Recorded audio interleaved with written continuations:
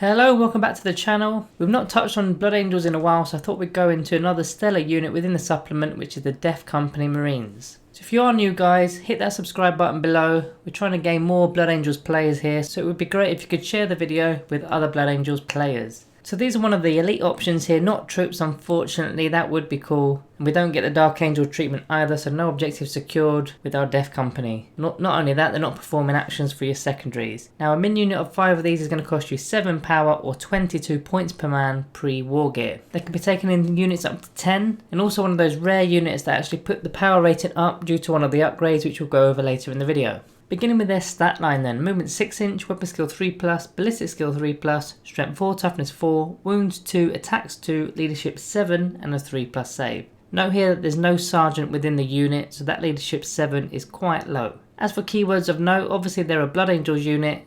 They do carry the core keyword for easy synergy buffs from characters and stratagems. They're an infantry, and finally they carry the Death Company keyword, which again relates to stratagems, but it also unlocks the Black Rage ability. So on to the abilities, we may as well start with that Black Rage ability now that we've mentioned it. So effectively you cannot fall back in your movement phase out of combat. Then not only that, when you're fighting, if you made a charge move or heroically intervene this turn, then until the fight is resolved you're going to get 1 additional attack per model. Then furthermore you're going to get a 6+ feel no pain save, and then as already mentioned you cannot be performing actions as described in the core rulebook. So some good points, some bad points, but overall you want these guys in combat for the extra attack. So getting that extra attack is going to pair nicely with Savage Echoes, which is the Blood Angel super doctrine.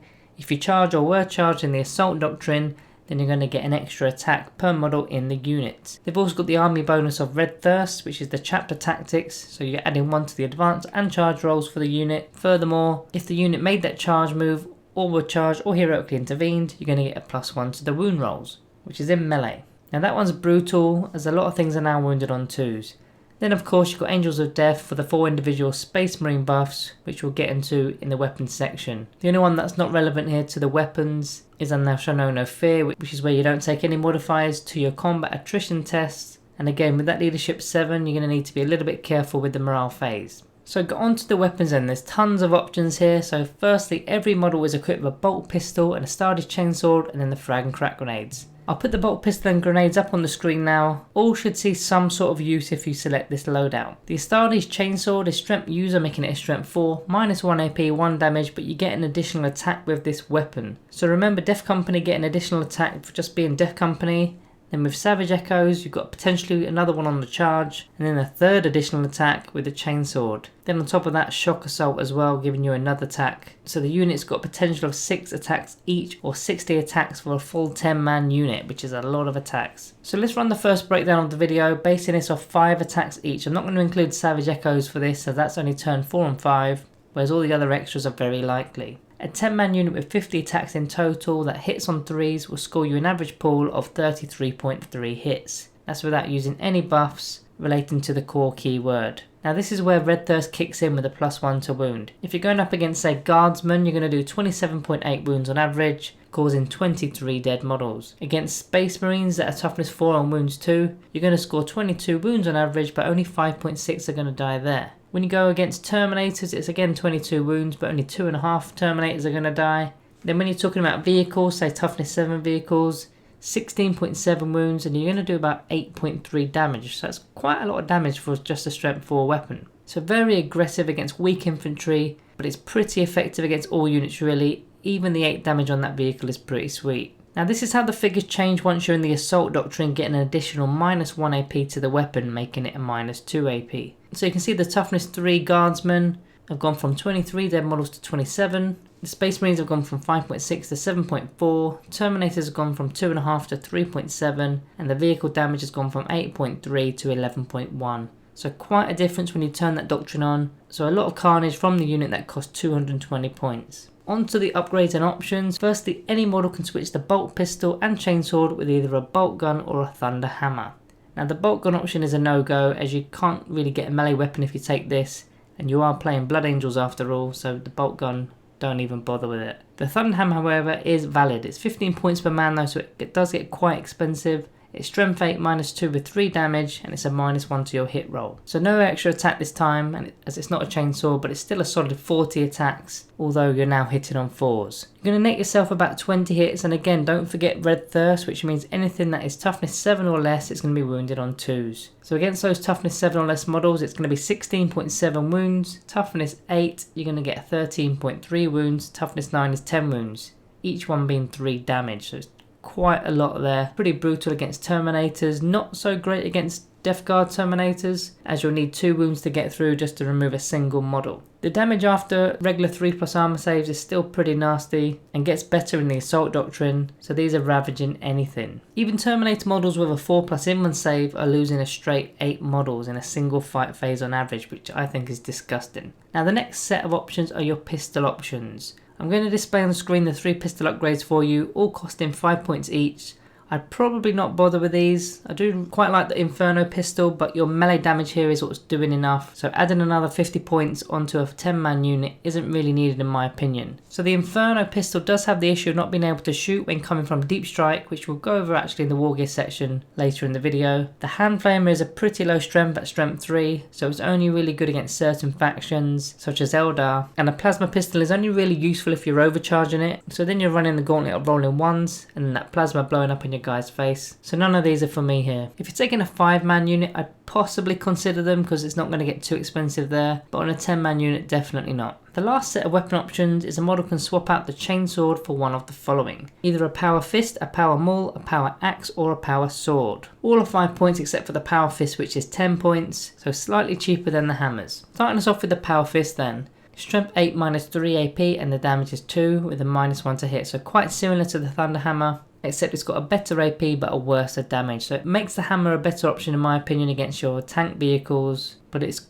pretty useless against Death Guard models as it's now single damage. -3 AP does take away the reliability of a good save, putting power armor on a 6+, but I'd rather the damage boost to target vehicles and monsters, as well as elite units with more than 2 wounds, spikes too. In the Assault Doctrine, the AP becomes -4 AP, which leaves invuns only. So the Power Mules has strength 7, -1 AP, 1 damage, so actually works pretty well with Red First to target toughness 7 vehicles, but with this weapon being only 1 damage and -1 AP, I feel like it's not the right weapon option here against those sort of units. Against infantry, you're already wounded on 2s with Red First, so it's only really toughness 7 that makes a difference because you're wounded on 3s. However, you still do achieve an average of 8.9 wounds. But remember, the chainsaws gave an average of 8.3 against those same toughness 7 units, and those chainsaws were free, so it's an easy no from me. Power axes are next, strength 6, -2 AP, 1 damage. Now the axe is virtually producing less wounds, but the overall damage remains the same against those vehicles, which is 8.9 wounds. So for me it's the same answer really, I wouldn't take it. Then lastly you got the power sword. It's a strength +1 making it strength 5, -3 AP and 1 damage. So against those toughness 7 vehicles you've actually increased your damage to 11.1, and against toughness 4 infantry it's 26.7 hits, 22.2 wounds on average because you're wounded on 2s. So you're looking at about 9 dead Space Marine models, 11 if it's the Assault Doctrine. So this is probably one of your better options from the selection of power weapons due to the high AP and the combination with Red Thirst. But of course, paying for 10 power swords, you're going to be paying 50 points more.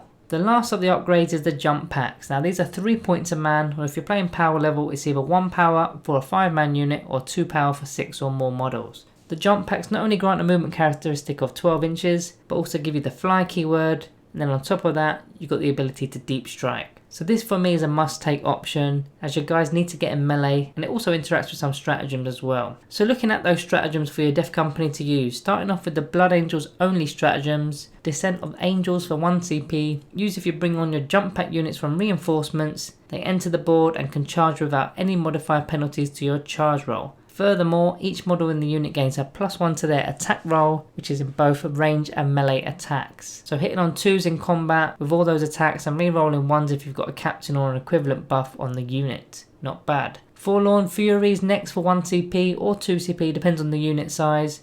Used on a Death Company unit at the start of the first battle round, so before the game begins, your unit is allowed to move 12 inches as if it was your movement phase, as long as you're more than 9 inches away from enemy models. So it's virtually a scout move for your Death Company unit, and there is a limit of using this stratagem once per game.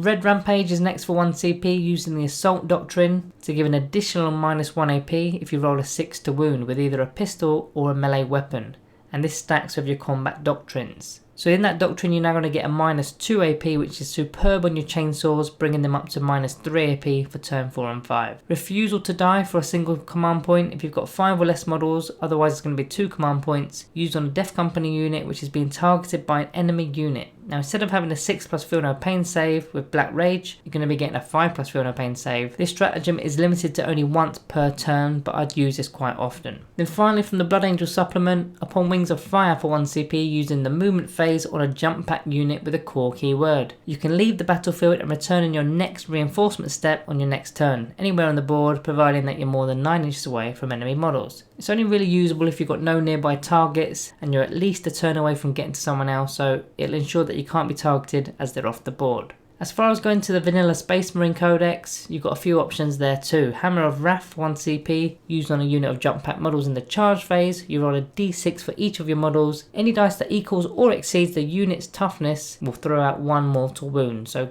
can be quite powerful on a 10-man unit, especially against toughness 4. You're only going to need to roll a 4+ on each of those dice, so you're going to average 5 mortal wounds, which is easily worth a command point. The only thing here is to assess the situation first. You guys do a lot of damage, so work out roughly what you think you'll destroy with the unit before you think about using the actual stratagem. Maybe if you're going against a unit of 20 Necron warriors, I'd probably use this stratagem because you want to make sure each and every one of those warriors is dead so they can't reanimate. Adaptive Strategy is next for 2 CP, turns on all the doctrines for a turn. Could be a huge swing for the amount of wounds that you're going to get through. So moving away from the stratagems, we need to cover the transport options. Now, if you decided to not put the jump packs on, these guys can fit into rhinos or razorbacks or drop pods if preferred, which is actually a valid option because you can get in on turn 1.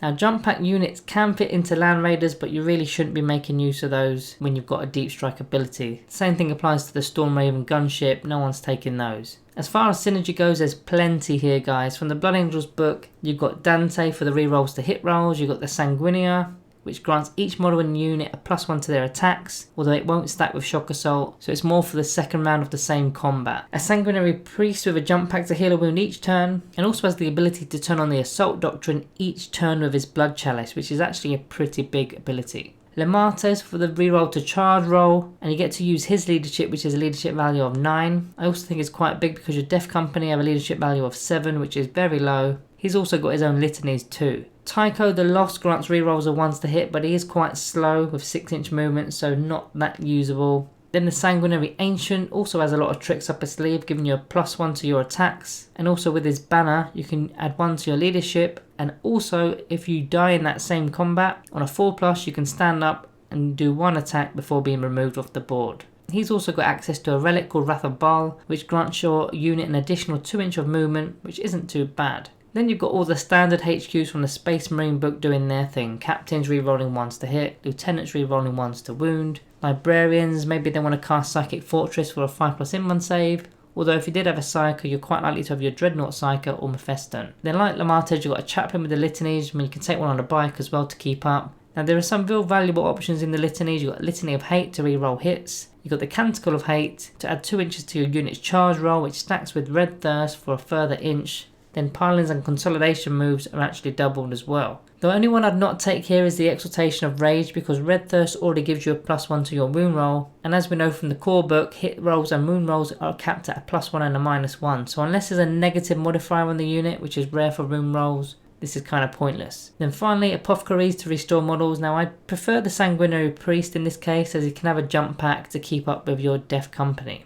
Relic wise, you've got the Icon of the Angel to put on a character to grant rerolls to your charge rolls for units within 6 inches, which I think could be extremely valuable. So what's the best way to use these guys? You simply deep striking in or taking a drop pod if you prefer the non-jump pack route. As already mentioned, the pod does have an advantage of having a first turn charge, and of course you can leave it on an objective, so it will need to be dealt with. But definitely coming in off the table so you can scope out the battle and bring them on where you think they're most valued. If you're not bringing them on this way, you've got the Fallen Fury stratagem, which is another option to have a 12-inch scout move before turn 1, but if you're not going first, then you really need to use it just to find terrain, which isn't always as straightforward as it seems. I'd probably take them with one of the many characters for buffing privileges. A Smash Captain could be pretty good in this instance. Getting in on your opponent's backlines is always a fantastic strategy, as your opponent now has to devote a lot of their force to deal with your unit, which not only holds them back but also gives your other units an early breather to get themselves into stronger positions. Now you want to be getting this unit into combat as soon as humanly possible, and if you can multi-charge, do it. The damage output is outrageous and you can tie up multiple units this way. There is an alternative unit in the supplement which is a Sanguinary Guard. Now we have covered their review, so check that video out if you haven't already. I'm not going to go into that one right now, I'll let you watch that video separately. So as for getting a rating out for this video, the Def Company Marines from me are going to be getting a Planet 40k rating of 4 out of 5.